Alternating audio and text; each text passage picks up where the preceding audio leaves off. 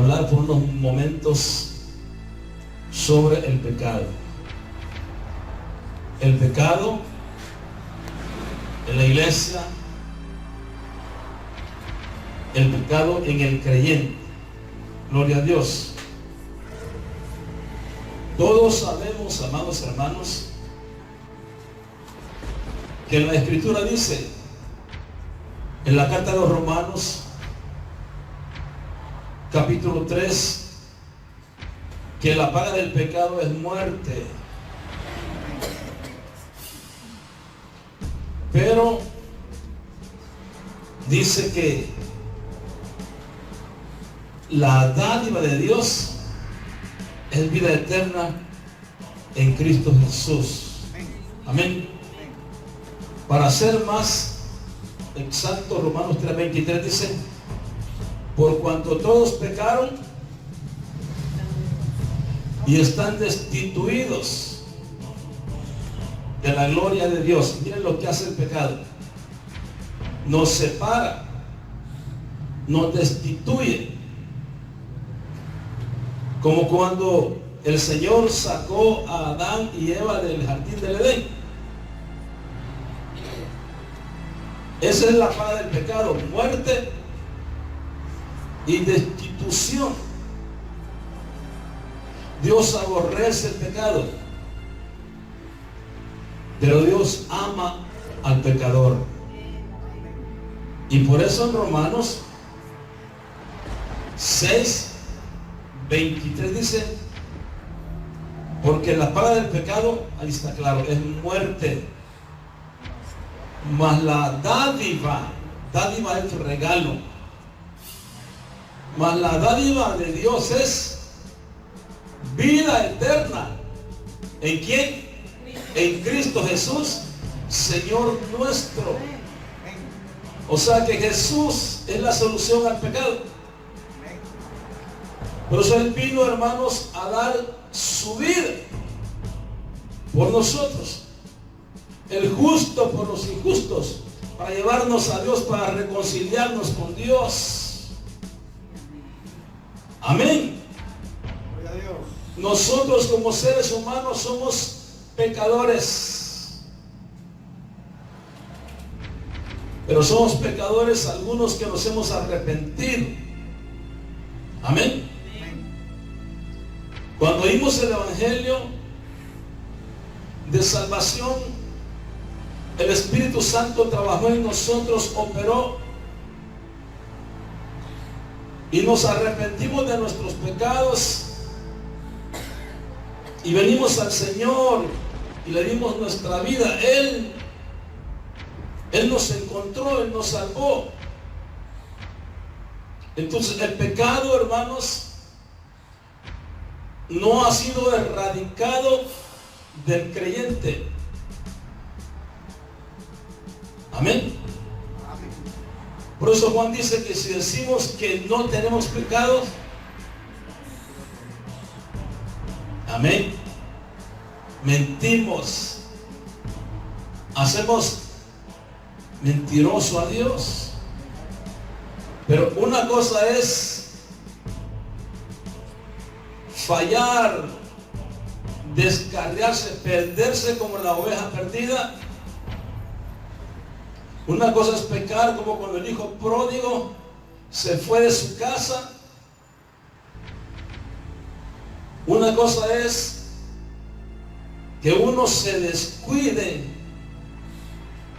y el enemigo está, hermano, atento, esperando que nosotros le demos una oportunidad. Amén. Anda como el león rugiente. Amén. Y nos busca. Y por eso es que dice, no des lugar al diablo. Pero la verdad es que muchas veces, hermanos, de una o de otra forma nosotros pecamos. Amén. Y por eso es que Juan dice también, estoy introduciéndome,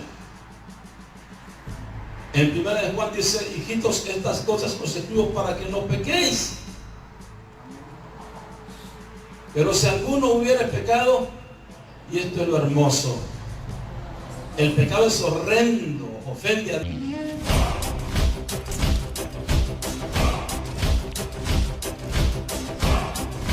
Dios.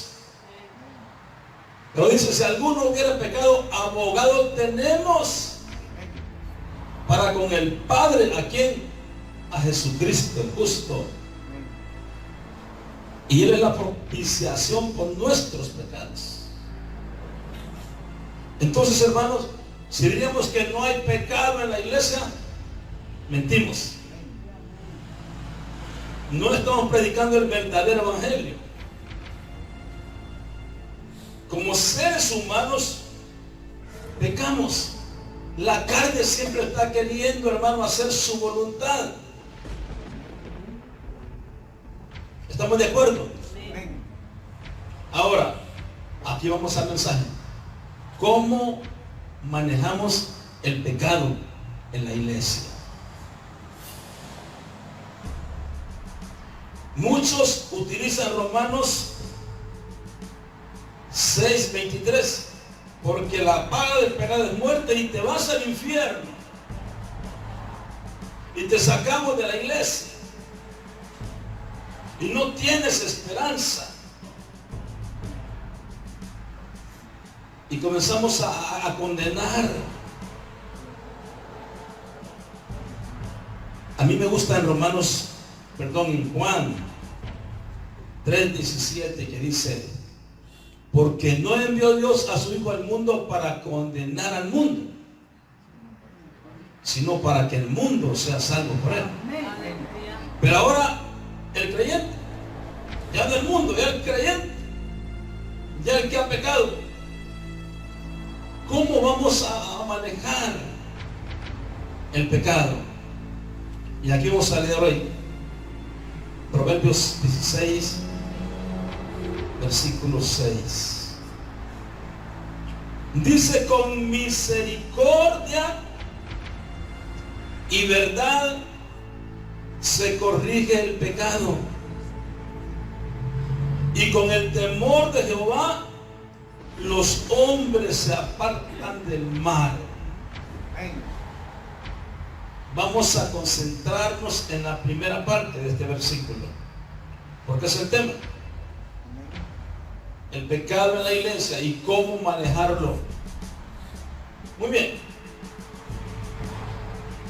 Esto es, hermano, para líderes y para no líderes, es para todos. Porque tarde o temprano nos vamos a ver nosotros en la necesidad, en la obligación de corregirnos unos a otros. De corregir. Porque si no hay corrección, hermano, no hay verdadero amor. Por eso, el padre al hijo que ama dice que lo disciplina, lo castiga, lo corrige. El pecado no se puede pasar por alto. No se puede minimizar. El pecado es pecado. Pero muy grande que sea el pecado, oiga esto, más grande es el amor de Dios. Más grande es la misericordia de Dios. Y por eso es que nos dice: con misericordia y verdad se corrige el pecado. Muchas veces queremos corregir el pecado erróneamente. Invertimos el orden del versículo que hemos leído. Queremos utilizar la verdad, y con la verdad confrontamos, y eso es bueno, porque la verdad nos hace libres. Amén. Y decimos: no, yo me estoy basando en la palabra de Dios. La palabra de Dios marca que esto es pecado. Amén. Pero invertimos el orden. En el ministerio de Jesús, lo vemos en algunos casos corrigiendo el pecado, pero con misericordia. Amén, hermanos. Amén. Por ejemplo, el caso de la mujer adúltera. Ahí venían todos los religiosos persiguiéndola. Ella venía temerosa. Esta mujer había fallado, había pecado. Pero cómo el Señor corrigió el pecado en ella. Con misericordia, hermanos. Usted conoce el pasaje en la Escritura que le dice: ¿dónde están los que te acusaban, los que te condenaban?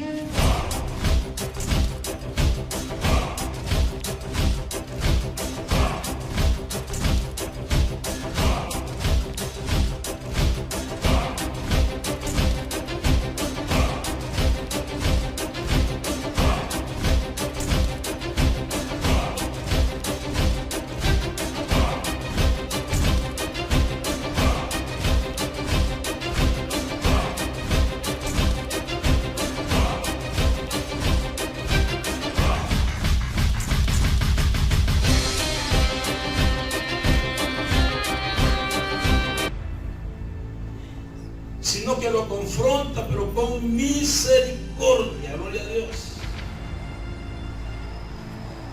Entonces, ¿cómo vamos a manejar el pecado de una persona que ha caído en pecado?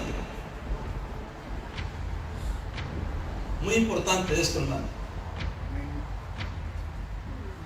Oiga, una caída no es un accidente. Por eso, qué lindo lo que Santiago dice: no, cuando alguno es tentado, no diga que es tentado de Dios. Porque Dios no puede ser tentado por el mal, ni Él tienta a nadie. Sino que cada uno de vuestra propia concupiscencia, que son los instintos bajos, eso en la carne, es atraído, seducido. Entonces hay un proceso, hermano. Para una caída no es un accidente, dice amén. Es un proceso en el cual se violan muchos parámetros, principios y valores que se habían cuidado por mucho tiempo, los cuales se descuidan, y así es como comienza la caída. Amén, hermano. Nadie puede decir caí de la noche a la mañana. No, hermanos. Tuvo que haber un proceso. Tuvo que haber una violación o violaciones de esos parámetros que Dios nos marca, de los principios que se nos han enseñado, de los valores que tenemos. El hacer caso, hermano, amén, de ellos, nos lleva al pecado. Y eso no se puede dejar de decir. Hay que aclararlo. Amén, hermanos. Amén. Ningún pecado es justificado. Pero ningún pecado se forma de un vacío. No sé cómo caí, hermano. No sé cómo pequé, fíjese. Cualquier pecado que ha sido. No. Hubo una maquinación. Hubo un proceso. Hubieron seducciones. Y cuando pasamos por alto las leyes de Dios, entonces ahí estuvo que el enemigo, hermano, aprovechó y la carne se congració y cayó en el pecado. Gloria a Dios. No podemos justificarnos. Yo leí algo muy bonito que me gustó, que lo quiero compartir con usted. Y este es el síndrome del Edén. ¿Sabe cuál es el síndrome del Edén? Cuando es el Señor, el Padre, sabe que aquel hombre y aquella mujer habían pecado, Él como siempre los visitó, ellos se escondieron. Más bien dice, el hombre se escondió. Y Dios le habló y le dijo, ¿dónde estás? Me escondí. Estoy desnudo. Tengo miedo. ¿Quién te dijo que estás desnudo? ¿Acaso comiste del fruto? Dice que no debían comer. Y ahí viene el síndrome del Edén. Dijo aquel hombre, la mujer que me diste, me dio y comí. A ver tú, le dijo a la mujer, la serpiente me engañó. El síndrome del Edén es redireccionar la culpabilidad, buscando un culpable para no asumir la responsabilidad.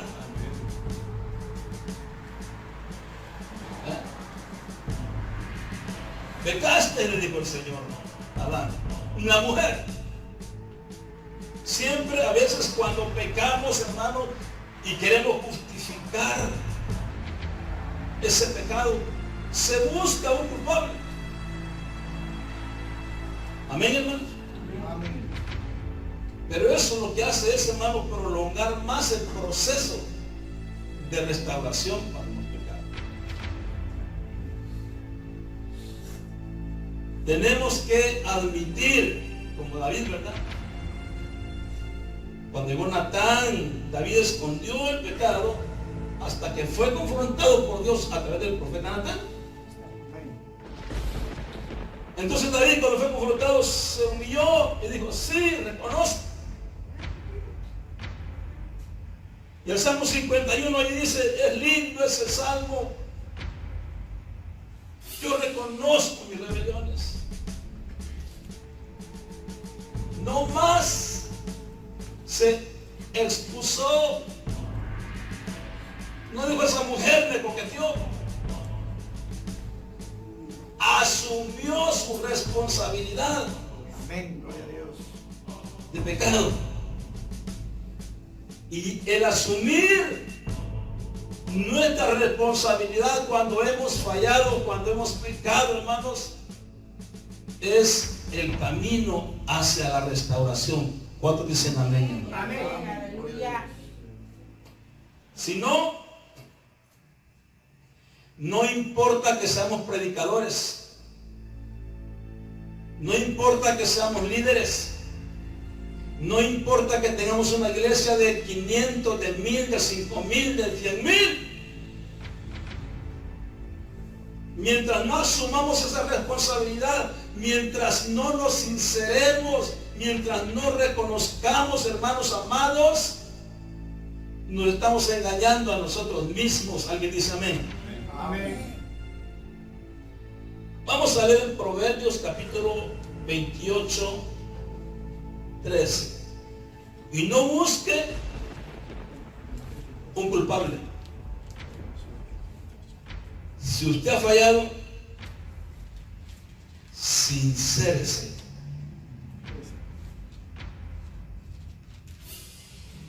El que encubre sus pecados, ¿qué dice? No prosperará.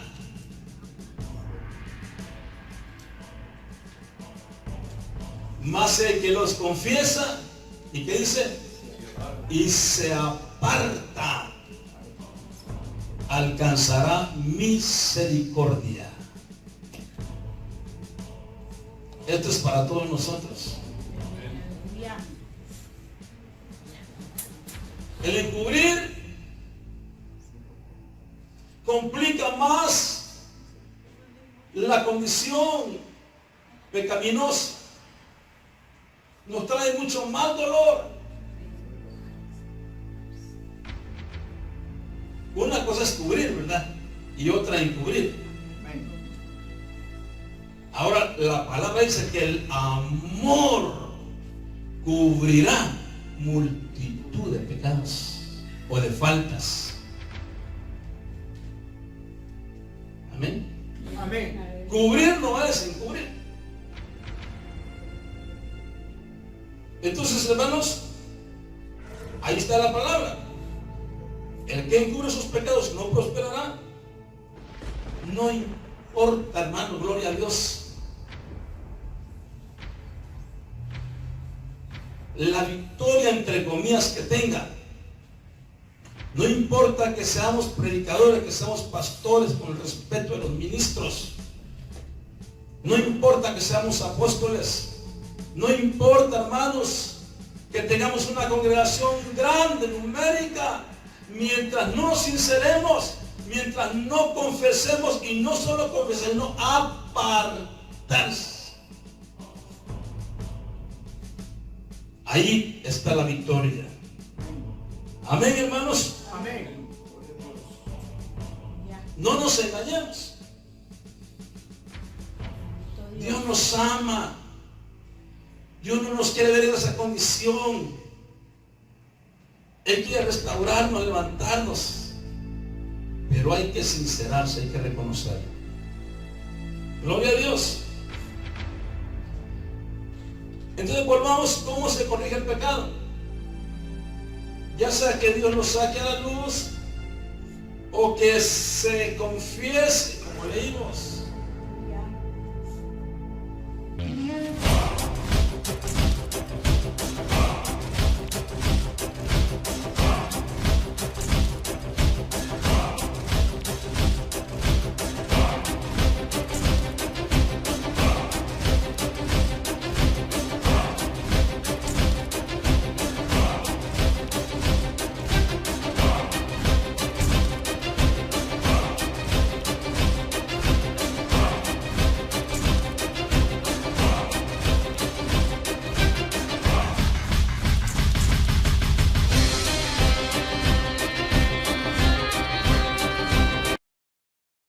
Con misericordia y verdad.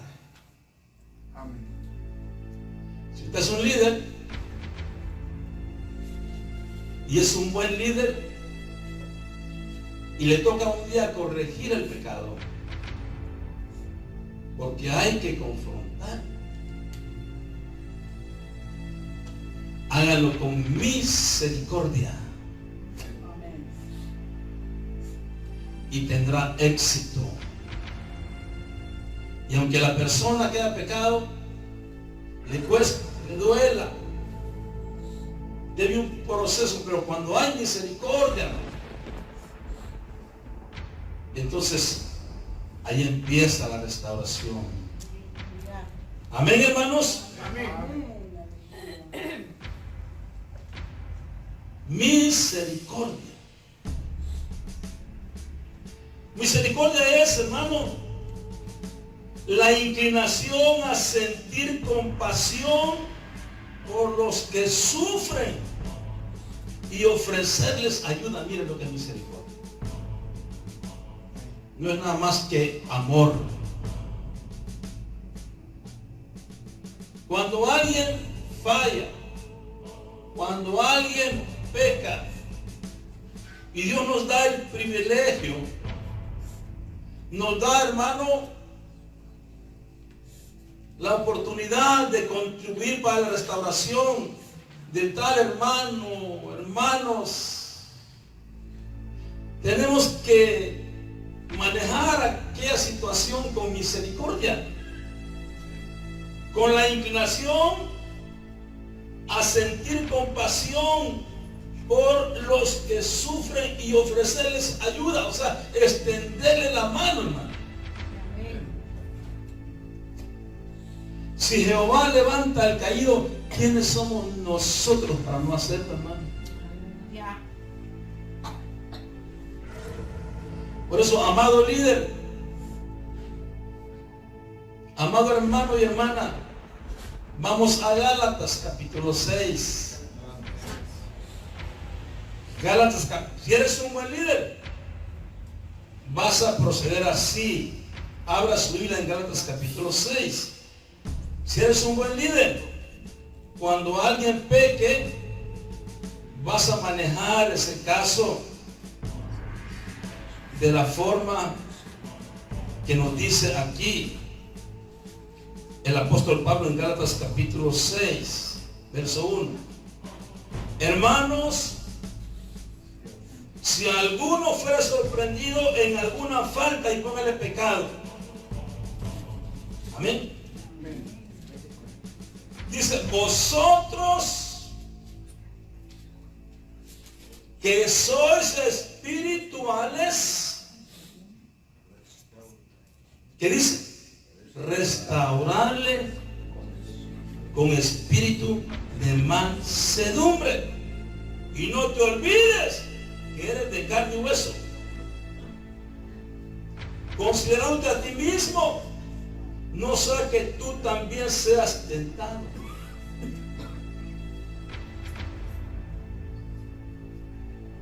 Entonces ahí se evidencia quién es espiritual, de la forma que maneje el caso del pecado.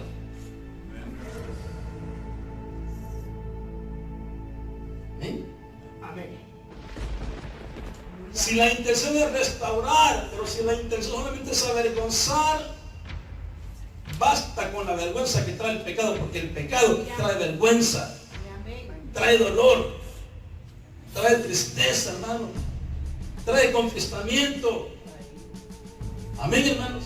Amén. ¿Para qué añadirle a eso? Entonces, amado, el eres espiritual y un día te toca tratar.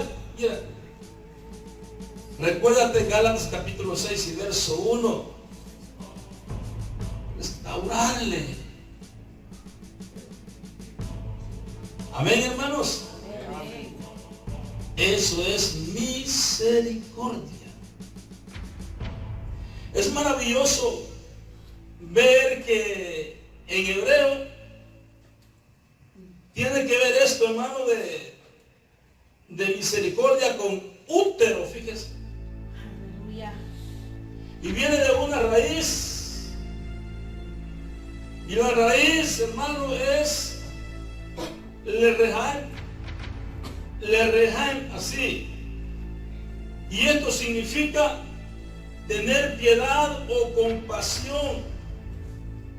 Y está relacionado con otras palabras tales como, oiga, querido o querida, adorable o amado. Lo que significa, gloria a Dios, que misericordia es extender la mano a alguien que amas. No puede haber disciplina sin amor. No puede haber corrección sin misericordia, hermanos. Y habla de útero, que es, hermano, el útero es una parte interna, amén. Entonces no se puede amar sin ser misericordioso. La raíz de la palabra misericordia está relacionada con el embarazo, fíjense.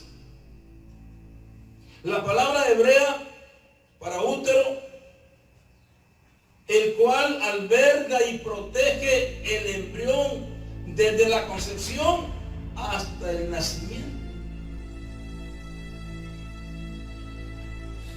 Y qué lindo esto, hermanos. Esa palabra es, decía, Rehem. Y aquí igualmente se ve, hermano, el milagro de la concepción y la protección del embrión. Imagínense qué lindo, hermano. Y por eso que dice Dios que seamos de entrañable misericordia. Usted va a estudiar en el original hebreo o griego y esta palabra, este atributo de Dios, misericordia, tiene, hermano, que ver con algo interno y no externo. Amén. Aleluya. La misericordia no es de labios. La misericordia viene de las entrañas, de lo más profundo, como esa madre que presta el útero y ahí, hermano, concibe, alimenta y protege a esa criatura hasta que salga a la vida. Amén. Eso es misericordia, hermanos. Si nosotros nos preocupamos por los demás, cuando nos vemos en situaciones difíciles, hermano, y prestamos nuestro útero, espiritualmente hablando, hermanos, o nuestro vientre,